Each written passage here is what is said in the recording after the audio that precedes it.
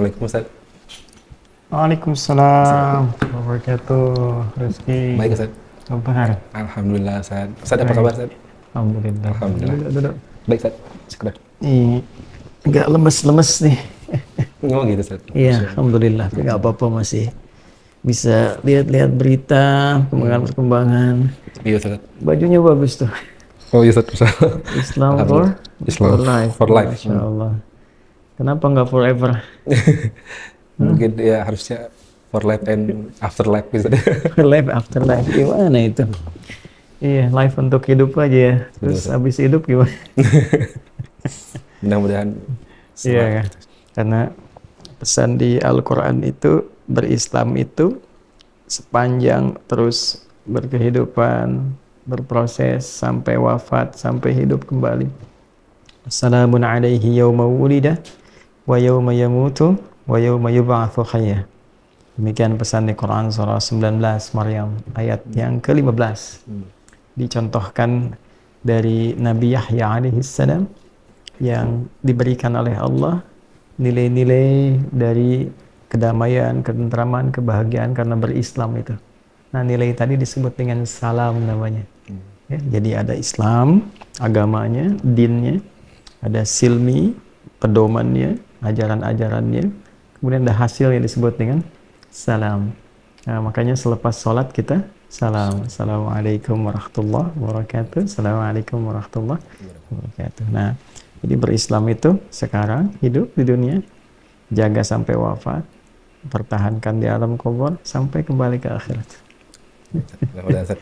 Insya Allah itu yang selalu diingatkan di tiap pekan itu di Quran surah ke-3 Ali Imran ayat 102. Ya ayyuhalladzina amanu taqullaha haqqa tuqatih wa la tamutunna illa wa antum muslimun. Jadi for life atau forever? Forever. Jangan Islamnya for life, cintanya forever. Ya, gimana? Ada perkembangan apa? Iya, Ustaz. Begini, Ustaz. Sekarang sedang ramai, Ustaz. Ya, pembahasan tentang Palestina, Ustaz, pastinya, Ustaz. Iya, saya amati juga itu. Iya, betul. Dan ada yang bikin Roski bingung juga, Ustaz. Bingung dan ya mempertanyakan lah, Ustaz. Ada beberapa postingan atau mungkin ya, kelompok saudara-saudara kita, Ustaz, bahwa menyebut bahwa kelompok yang sedang berjuang di Palestina itu akidahnya berbeda, Ustaz. Dibilangnya Syiah seperti itu, Ustaz. Yang mana nih? Kan banyak tuh, ada Hamas, ada misalnya Fatah, terus juga nanti turunannya banyak sekali, ada Jihad Islam dan sebagainya. Ini secara umum atau? Memang disebutnya khusus ke Hamas, Ustaz. Begitu. Baik. Gimana, Ustaz? Ya. Ya, jadi saya juga baru baca berita-berita nih perkembangannya. Tapi baiklah, kita coba respon dulu yang ditanyakan ini. Yang pertama begini, sebagai Muslim, ya, kita punya karakter. Dan karakter ini digerakkan oleh keimanan kita. Karena itu kita disebut insan yang beriman dan dipanggil dengan panggilan iman. Ya ayyuhalladzina amanu. Nah, karakter iman ini yang membedakan nanti dengan karakter-karakter yang belum beriman. Karena semua bagian tubuh kita secara fungsional itu dipandu oleh iman. Mata dipandu oleh iman. Qul lil mu'minina yaghuddu min absarihim. Katakan pada pria-pria yang beriman, iman itu akan memandu pandanganmu sehingga melihat yang baik-baik. Yang tak baik menurut imannya, maka dipalingkan. Itu seluruh tubuh. Demikian ketika masuk ke lisan. Ya ayyuhalladzina amanu la yasraq qaumin qaum la yaghtab ba'dukum ba'dha. Hei orang-orang yang merasa beriman, imanmu akan menuntun lisanmu untuk berkata yang baik. Tidak mencela, tidak menuduh, tidak bikin hoax. Bahkan Nabi tegas mengatakan, "Man kana yu'minu billahi wal yawmil akhir falyaqul khairan aw liyasmut." Siapapun yang masih merasa beriman pada Allah dan hari akhir. Nah, kalimat hari akhir ini penting menunjukkan bahwa ada peristiwa di hari akhir itu yang mengevaluasi semua bagian tubuh kita saat berperilaku di dunia ini. Itu yang kita sering sebut dengan nama hisab. Kan? Nah, siapa yang masih merasa punya iman pada Allah dan yakin akan dihisab, nah, salah satu yang memberatkan hisab itu perilaku lisan. Maka kata Nabi, katakan yang baik-baik dengan lisanmu. Kalau tak mampu, kontrol itu supaya diam saja. Jadi yang pertama, karakter iman bagi seorang insan yang beriman, seorang mukmin, menjadikan dia hati-hati dalam bertutur. Apalagi bila itu terkait dengan keyakinan-keyakinan, akidah. Ya, nah, jangankan pada sesama orang beriman, pada non-muslim pun nggak boleh kita mencela. Jadi mencela itu jangan dikhususkan pada orang Islam saja. Nggak boleh kita mencela non-muslim, saya kan, tanpa sebab yang dibenarkan, merendahkan, melecehkan, itu dilarang. Ingat, bukan hanya pada orang Islam, pada non-muslim pun dihisab. Apalagi kita tarik bila itu dilakukan pada sesama yang beriman. Ya, maka yang pertama, yang penting untuk dilakukan adalah menjaga lisan kita. Mesti hati-hati. Karena setiap apa yang kita lakukan, tutur kita itu dipertanggungjawabkan di hadapan Allah Subhanahu wa Ta'ala. Apalagi kata-kata yang terkait dengan keyakinan tadi, karena dia akan mencari pemiliknya. Ya, si fulan berkata misalnya, dia misalnya tidak beriman, dia kafir misalnya. Ya, padahal kenyataannya misalnya dia punya iman, maka tuduhan itu, kalimat itu akan mencari pemiliknya. Jika tidak ditemukan pada yang dituduhkan, dia mencari. Ya, di bumi tidak ditemukan ke langit, tidak ditemukan kembali kepada yang menuturkan. Ini hal yang pertama untuk kita, untuk saya, untuk Rozki, untuk siapapun. Ya, tidak si A, si B, si fulan atau si fulana. Tapi ke kita sebagai insan beriman harus selalu mengevaluasi keadaan diri kita sehingga kita bisa mengontrol diri kita senantiasa mengajak pada kebaikan. Karena iman itu selalu temannya itu amal saleh, perbuatan-perbuatan baik. Untuk itu kita temukan di Al-Quran selalu iman bersanding dengan amal saleh. Wal 'asr innal insana lafi khusr illa alladziina amanu wa amilus salih. Maka jika masih merasa punya iman, lisannya pun mesti saleh. Nah, yang kedua, tidak kita mengeluarkan statement atau bahkan bersikap atau ikut-ikutan. Nah, ini dia, ya. Atau ikut-ikutan. Ada yang bertutur langsung ikut begitu saja, tidak. Ada standar dalam Al-Quran itu bagi setiap insan beriman. Jika seorang muslim, dia beriman, mukmin dia, maka standar terkait segala hal yang ia terima untuk ia berikan respon, standar pertamanya ada di Quran surah ke-17 Al-Isra ayat ke-36. Ya, ketika Allah berfirman, "Wala taqfu ma laysa laka bihi 'ilm. Innas sam'a wal basara wal fu'ad. Kullu ulaika kana anhu mas'ula." Jangan pernah kamu ikut-ikutan merespon sesuatu dengan tergesa-gesa atau ngikut-ngikut orang, tokoh kah atau yang lain kah, ya, yang kita nggak tahu ilmunya tuh. Ya, wala taqfu ma laysa laka bihi ilm. Jangan ikut-ikutan pada sesuatu yang belum jelas. Kita nggak tahu ilmunya. Bayangkan ya, ikut-ikutan aja nggak boleh, apalagi menuturkan sesuatu yang tidak ada ilmunya.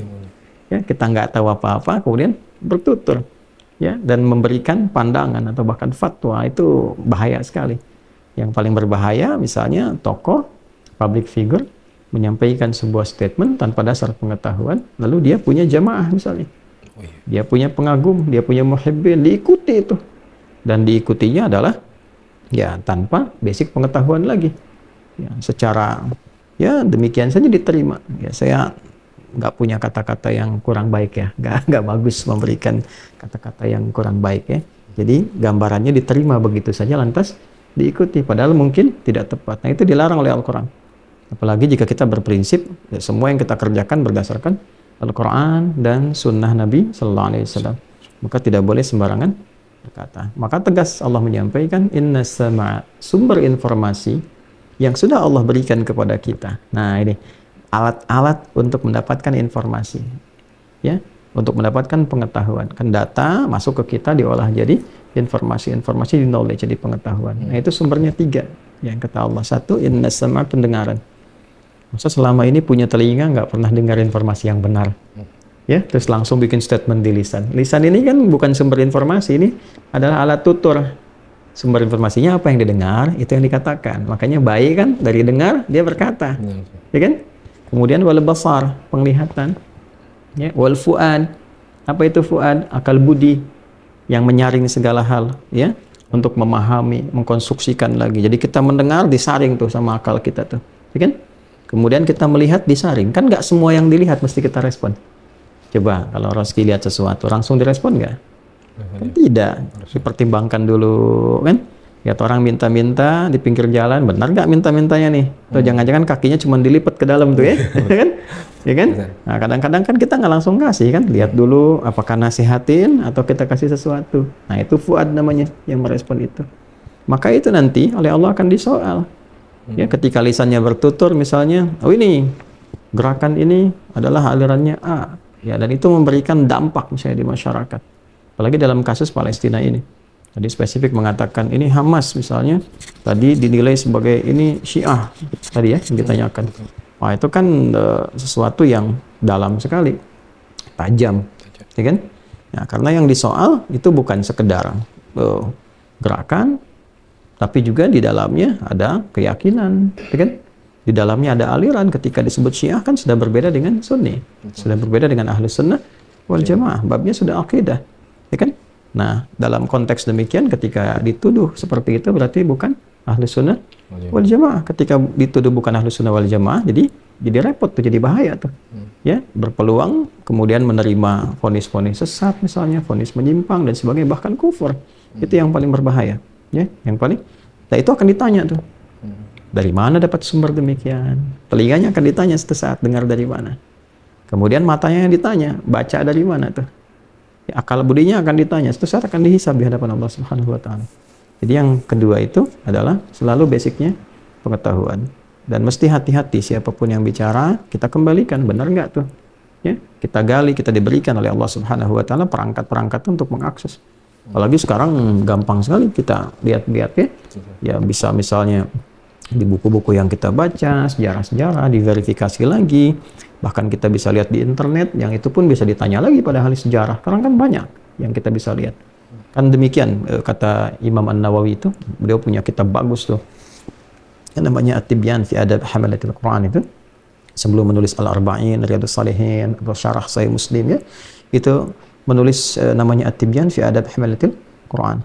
Beliau menyampaikan wala yata'allamu mimman wala yata'allamu, dan tidaklah seorang murid itu belajar ya illa mimman kamulat ahliyatuhu, kecuali kepada seorang guru yang pakar di bidangnya. Ya. Ini menunjukkan spesialisasi bidang ilmu. Jadi kalau pengen tahu sejarah, ya lihat pakar-pakar sejarah atau dia belajar sejarah. Nah, jadi kalau rezeki tidak mengalami sejarah, maka belajar sejarah. Baca, tanyakan pada pakar. Jika ingin belajar hadis, ya pelajari pada ahli hadis. Jangan belajar hadis pada ahli sejarah. Ya kan? Jika ingin belajar tafsir, datang kepada ahli tafsir. Nah, sekarang yang ditanyakan terkait dengan aspek sejarah. Ya kan? Historikalnya bagaimana? Jika kita tidak mengalaminya, tanyakan pada ahlinya. Atau belajar sejarah. Baca lagi, pahami lagi, kaji lagi. Maka kita akan temukan, itu kisah yang sangat panjang terkait dengan lahirnya Hamas misalnya 14 Desember 1987. Kita bisa cerita itu. Nah, makanya banyak baca ya. Banyak baca sehingga paham nih ideologinya apa, jalurnya kemana ya. Nah, saya cerita singkat saja ya. Kalau kita panjangin tuh dari zaman apa bahasa Rusianya bahula. Dari zaman dulu tuh ya, dari akarnya bahkan kita bisa gali itu ya, sampai dengan konteks kekinian yang terjadi peristiwa kini. Tapi kita simpelkan saja kurang lebih demikianlah. Setelah kemudian wilayah Palestina itu dikuasai oleh Zionis dan secara sepihak mendeklarasikan berdirinya negara Israel oleh Zionis itu, lalu diambil wilayah-wilayah yang ada di Palestina itu, lantas terjadi kemudian reaksi, respon militer bahkan dari 3 negara pada masa itu, yaitu ada Syria, lalu ada Jordania, lalu ada Mesir. Ya, ada 3 negara besar ini juga melakukan konfrontasi militer. Ya, perang militer lah bahasa gampangnya begitu dengan Zionis pada masa itu. Dan dalam waktu 6 hari ini dikalahkan 3 ini. Ya, sehingga pada saat itu dikenal juga dengan hari-hari bencana, 6 hari pada masa itu. Jadi dari hasil ini diambil 3 wilayah itu. Syria diambil dataran tinggi Golan, kemudian Mesir itu diambil yang Sinai dengan Gaza. Gaza itu masuk wilayah Mesir di selatan dari Palestina.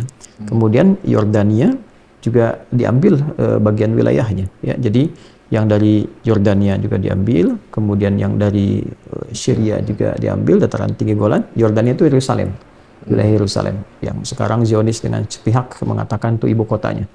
Ya, jadi dataran tinggi Golan, Yerusalem, ya, kemudian Gaza dan Sinai.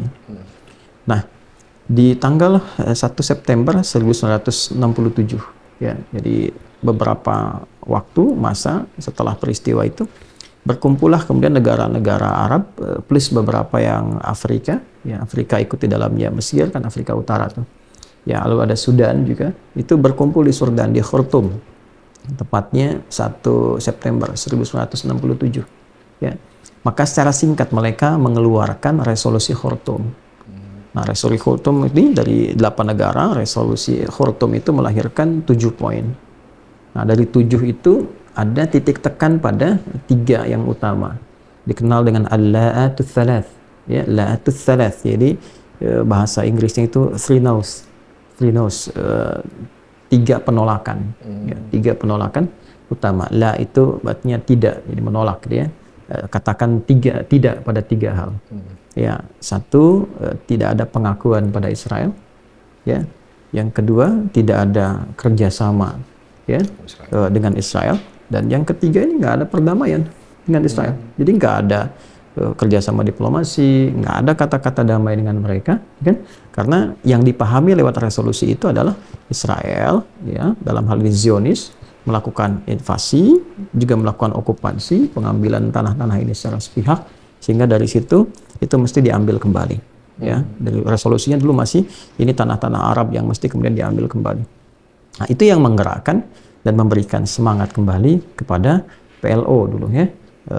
Palestina Liberation Organization yang dulu didirikan oleh almarhum Yasser Arafat untuk semangat lagi berjuang tuh, ya, yang kemudian dia didirikan 1964, ya, PLO ini. Jadi saat 28 Mei kalau nggak salah, 28 Mei 1964. Jadi begitu 3 tahun setelah itu ada resolusi di Khartoum, itu semangat kembali untuk bergerak lalu mencoba menyatukan berbagai faksi yang ada di Palestina, kan? Nah, di saat yang bersamaan Mesir juga kemudian semangat lagi untuk mencoba menguatkan lagi secara internal. Lalu di tahun 1973, kalau nggak salah di bulan Oktober itu, ya, maka mencoba untuk mengambil alih kembali wilayah di Sinai, dikenal dengan Yom Kippur pada saat itu. Dan alhamdulillah pada masa itu mendapatkan kemenangan. Jadi Sinai dikuasai kembali oleh Mesir. Hanya jalur Gaza kemudian yang tidak bisa diambil kembali. Nah, ini yang sekarang diblokade itu.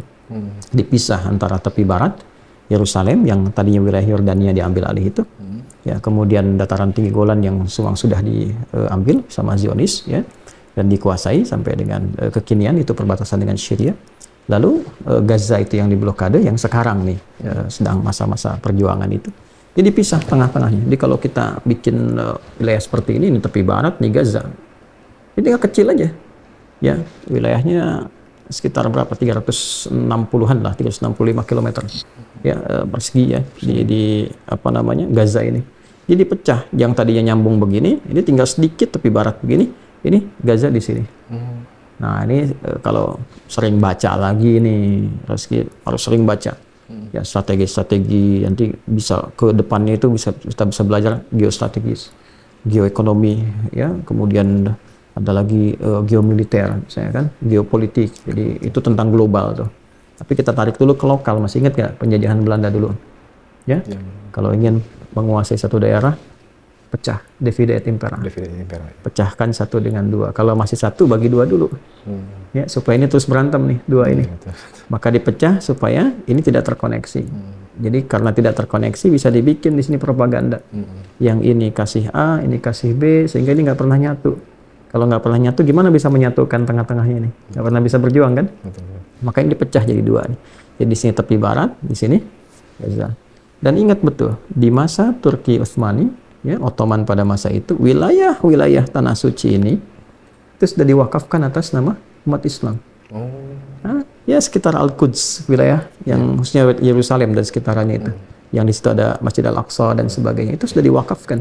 Jadi kepemilikannya sudah didiamkan atas nama Allah Subhanahu wa Ta'ala, yang harus dirawat, disucikan, kemudian dijaga dan sebagainya. Itu sudah diwakafkan.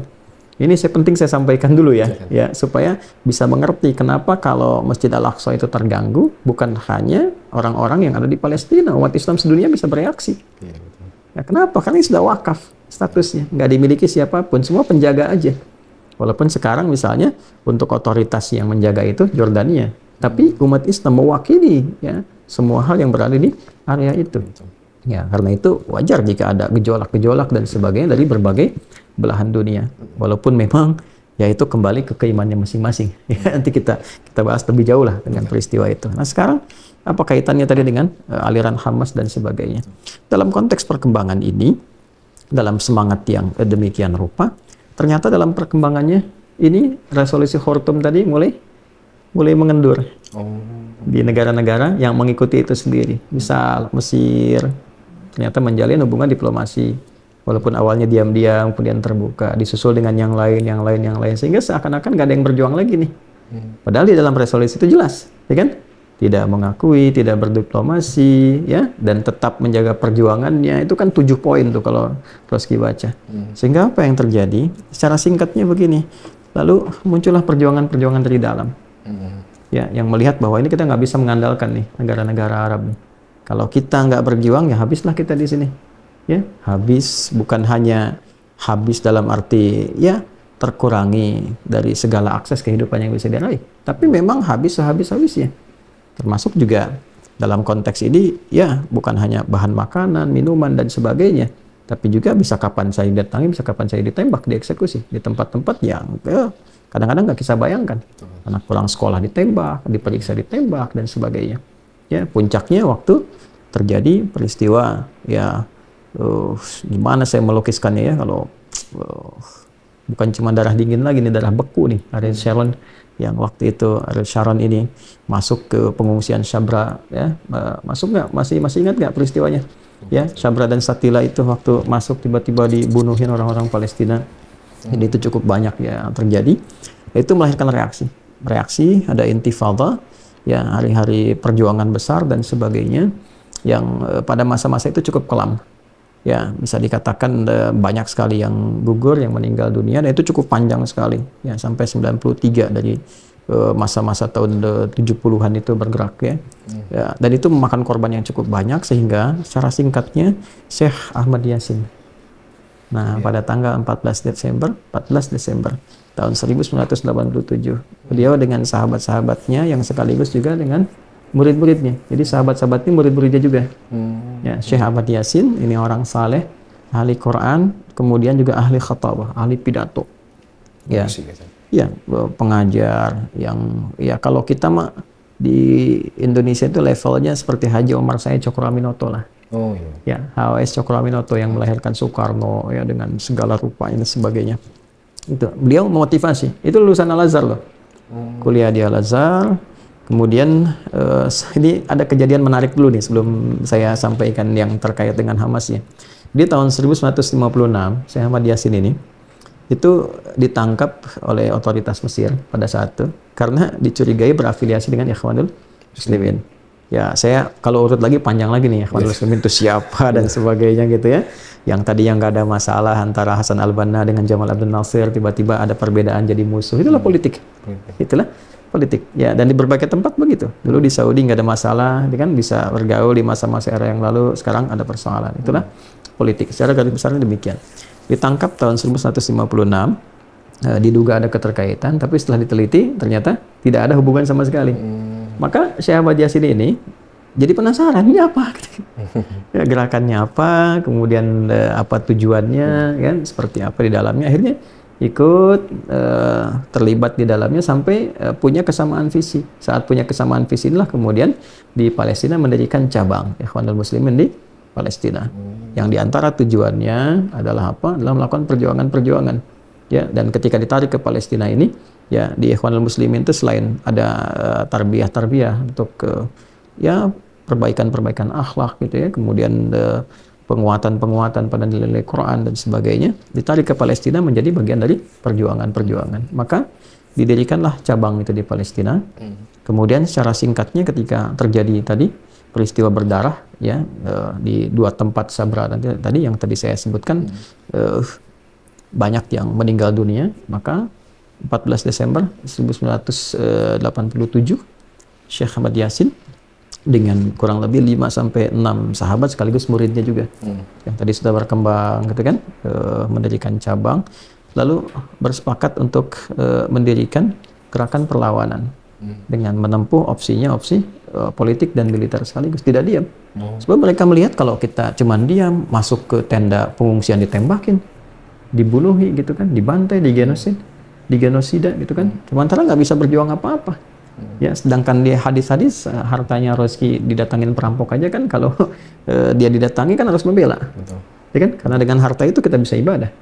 Ya bisa sholat, bisa haji, bisa apa. Ya kita niatkan ibadah. Maka ketika dibela itu semua, ya, lalu kemudian kita meninggal kan syahid statusnya. Ya kan? Nah, waktu Indonesia ini didatangi oleh para penjajah, kita berjuang kan, ada resolusi jihad dan sebagainya. Kan? Meninggal syahid kan? Ya, maka ini pun sama saja dengan perjuangan Pangeran Diponegoro, ya kan? Pangeran Antasari gitu kan, Panglima Polim dan sebagainya, dan semua pejuang-pejuang. Jadi mereka memilih, ini kita ini sedang dijajah. Kita kalau nggak bergerak, nggak membela diri, ya kita habis semuanya. Ya, maka mereka mendirikan Hamas, Harakah Mukawamah, ya kan? Ya, jadi gerakan perjuangan, Mukawamah itu perjuangan, ya, al-Islamiyah. Jadi mereka bergerak untuk berjuang, kemudian menjadikan, nah ini dasar perjuangan mereka itu, nah ini selain untuk membela Palestina, menghadirkan kemerdekaan dan sebagainya, tapi dasar paling utamanya apa? Adalah nilai-nilai keislaman. Bagaimana berjuang berdasarkan syariat Islam. Ya, dalam konteks ini kalau sudah memakai syariat ada ketentuan-ketentuan.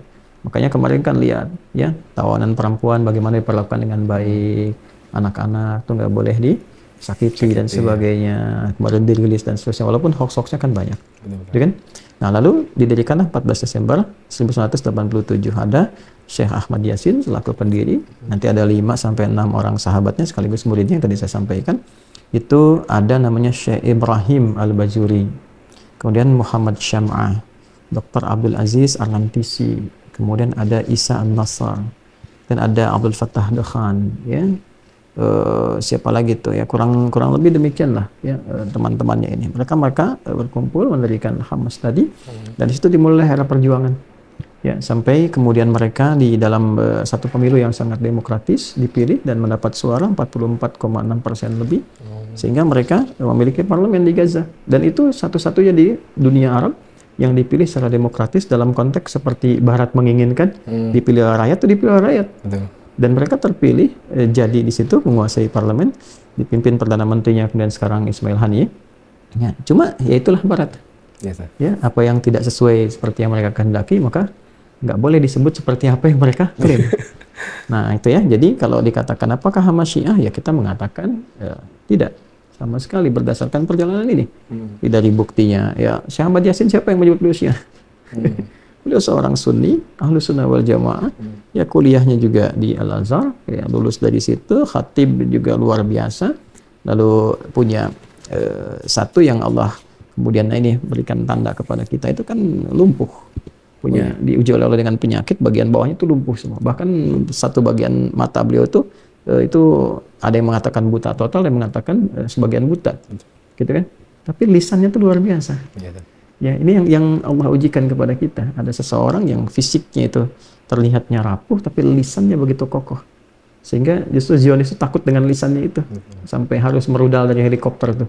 Ya, beliau yang dalam kursi roda itu dirudal sampai syahid kemudian, ya hanya karena ketakutan kepada lisannya. Jadi kalau tadi ada yang mengatakan apakah Hamas Syiah, ya kita sampaikan berdasarkan pengetahuan yang kita terima, bacaan-bacaan kita itu sangat tidak benar kalau dikatakan itu Syiah. Jelas ya? Nah, adapun hubungan-hubungan yang lain berjuang, kita lihat misalnya ada Hizbullah atau Iran atau yang lain dan sebagainya. Kenapa itu masuk? Kenapa kemudian dilihat ada kolaborasi? Balik nanya, Anda kemana? Sampai kemudian mereka yang mesti masuk dan sebagainya. Ya kan? Anda kemana? Gitu. Terlepas dari berbagai kepentingan. Lalu kalau misalnya dulu pasukan peta yang dipimpin Jenderal Sudirman lalu bekerja sama dengan Jepang untuk latihan, apakah akan disebut juga anteknya Jepang? Kan tidak. So dia mengambil kesempatan dari situ lalu digunakan sebagai bagian dari perjuangan. Ya kan? Nah, jadi di sini kita mesti penting menyaring berbagai informasi dan mesti khawatir juga dan menjaga diri dari apa yang pernah Nabi sampaikan di masa lalu, bahwa yang paling dikhawatirkan dari umat Rasulullah SAW itu adalah orang yang tidak punya pengetahuan tapi pandai bicara, ya, ilmunya kosong, Ya, tapi lisannya begitu tajam dalam menyampaikan banyak hal. Dia nggak punya argumen tapi banyak sentimen. Iya betul. Ya, Iya. jadi lisannya besar tapi otaknya kecil. banyak hal yang mesti kemudian kita sadari. Tapi juga dalam konteks demikian tidak boleh kita juga merendahkan atau menuduh atau mengecilkan setiap orang. Tadi yang kita gambarkan itu hanya karakter, sifat, bukan kepada orang. Jadi bukan si fulan tidak baik kita menyampaikan hal demikian. Dan semoga Allah memaafkan, mengampuni kita bila ada hal yang tidak tepat. Jadi itu isu yang pertama. Ya, dan saya tidak dalam kapasitas menjadi juru bicara A atau B, tidak. Tapi kita menempatkan sesuatu pada tempat. Demikian orang Islam. Jadi kita mesti objektif. Ya kalau memang non Muslim benar kita katakan benar. Kan? Kalau memang orang Islamnya itu benar kita katakan benar. Jadi tempatkan setiap hal pada tempatnya.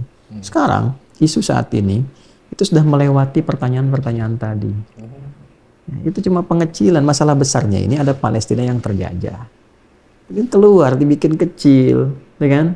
Bukan lagi Palestina dikecilkan lagi. Ini wilayahnya ya dari yang tadinya ini wilayah tepi barat dengan Gaza dikecilkan lagi, jadi Gazanya aja kecilkan lagi jadi Hamasnya. Seakan-akan masalahnya ini Hamas yang berontak. Padahal kan isunya isu besar, isu penjajahan satu. Dan kita dalam undang-undang sudah di pembukaan sudah menegaskan kan bahwa kemerdekaan itu ialah hak segala bangsa, dan oleh sebab itu penjajahan di atas dunia harus dihapuskan karena tidak sesuai dengan peri kemanusiaan dan peri keadilan. Nah sekarang ada isu kemanusiaan di situ. Ya, ini bukan isu resiko perang lagi. Ngapain dinyerang kalau nggak ingin dibombardir semua? Ini cara berpikirnya bagaimana nih? Ya, cara berpikir gimana ini? Ini salah berpikir nih. Ya, jadi salah berpikir gitu. Yang namanya peperangan kan terjadi, ya. Nah ini harusnya pertanyaan dibalik nih. Ya, kok di sini nyerangnya ke orang sipil bukan tentara lagi? Gitu kan? Ya, jadi jangan salah berpikir. Kalau ini nggak nyerang, ini nggak akan dihabisin nih semuanya. Ini cara berpikirnya salah. Terus kalau Belanda datang, kenapa kita harus menyerang? Ya, kalau kita nggak nyerang, tentu Westerling nggak akan bakar satu kampung tuh semua tuh. Ya. Kalau ini nggak nyerang, tentu nggak akan terjadi itu yang terjadi di Surabaya, yang terjadi di Bandung, lautan api. Ini gara-gara dulu pejuangnya pada nyerang nih, kan cara berpikirnya dibalik jadi begitu kan? Salah kan? Nah ini sesuatu yang fatal. Yang harus kita sampaikan adalah ketika ini terjadi antara tentara, ini yang diburu tentara dengan tentara, ya kan? Kombatan dengan kombatan, petempur dengan petempur. Kenapa yang satu ini justru mengerjakannya secara militer dengan hukum militer, ya kan, sama-sama petempur, tapi yang satu nyerangnya ke rumah sakit, ya, nyerangnya kemana lagi, tempat ibadah, nyerangnya ke pemukiman sipil yang korban anak-anak 7.700-an sekarang, kurang lebih itu, ya korban yang muncul. Tadi saya baca sudah ya, di atas 7.000 lah, ya, di atas 7.000 itu innalillahi wa inna ilaihi raji'un, dan bukan hal yang ringan, hal demikian, makanan diputus, minuman diputus dan sebagainya. Ya, ini sudah masuk genocide dan hoaxnya sudah menyebar kemana-mana. Dan yang paling menarik begini, coba Resi bayangkan, ini kan sekarang Allah tampakkan nih semuanya nih. Ya, Amerika terang-terangan bawa kapal induknya, Inggris terang-terangan, Kanada terang-terangan, ini terang-terangan nih. Ya, orang lain nggak boleh ikut campur ya, jangan ada yang ikut campur. Tapi ini ngirim ini, semua kumpul tuh. Ya, kenapa? Tatkala kebatilan itu muncul secara terang-terangan, kenapa Anda yang membawa kebenaran tidak berani terang-terangan? Minimal support lah dengan doa, dengan statement, kan? Ya, nah itu poin-poin yang penting untuk diungkapkan. Walaupun kalau ngaji Al-Quran, tafsir, khususnya nanti kalau kita baca surat Al-Isra dari pembukaan terus sampai ayat ke-7, kita akan menemukan betapa benarnya firman Allah Subhanahu wa Ta'ala, dan semua terurut dengan rapi. Dan di situ terpampar rahasia-rahasia yang terbukti sampai situasi kini.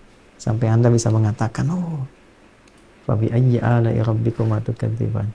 Ya, dari mulai masuknya Yahudi ke situ, dari berkumpulnya, dari mereka menyebar, dari saat tatkala terjadi pada bawa senjata pada datang lagi, itu semua menunjukkan kebenaran apa yang disampaikan Allah dalam Al-Qur'an. Nah, kalau mau tahu rahasianya kapan-kapan kita bahas tuh. Baik, siap. Itu dulu ya. Saya juga tadi dapat berita nih di sini ya. Nah, udah baca belum Roski nih? Jadi ini Zionis itu sudah mengeluarkan biaya sampai 7,1 juta US dollar. Itu hanya untuk ya bikin hoax aja tuh. di media sosial. Iya, di media sosial, masuk ke iklan-iklan kayak bikin hoax kemarin yang bayi dipenggal ternyata enggak, iya, betul. Kan dan sebagainya. Ya, ada data bahkan nih, Prancis negara teratas dengan pengeluaran 4,6 juta dolar gitu ya. Layarnya ditonton lebih dari 535 juta. Di Jerman volume pembelanjaannya mencapai 2,4 juta US dollar. Di platform YouTube lebih dari 284 juta kali tontonnya. Anda bisa bayangkan tuh, di Inggris jumlah pengeluaran mencapai 1,2 juta US dollar. Layarnya itu mencapai 250 juta kali. Terus diulang-ulang. Kebohongan yang terus diulang-ulang terasa semakin nyata kan? Betul, Ustaz. Iya, jadi kebenaran. Nah, terlepas dari itu semua, kita mengharapkan kedamaian di kehidupan ini, untuk hidup damai, hidup berdampingan, hidup dalam kebaikan, kemuliaan dan sebagainya. Ya, jadi yang penting dilakukan sekarang ini adalah setidaknya kita berdoa. Ya, kemudian yang bisa dilakukan kita bisa lakukan dengan yang terbaik. Ya, mudah-mudahan Allah meridai kita semua. Dan mudah-mudahan itu meringankan hisab kita saat kembali ke hadapan Allah Subhanahu wa taala dalam kebaikan. Amin, amin. Itu dulu ya. Alhamdulillah, Ustaz. Terima kasih ya. Alhamdulillah, Ustaz. Syukur, Ustaz. Ya, jazakallah. Izin, Ustaz. Baik. Assalamualaikum, Ustaz. Assalamualaikum. Allahumma shalli ala sayyidina Muhammad.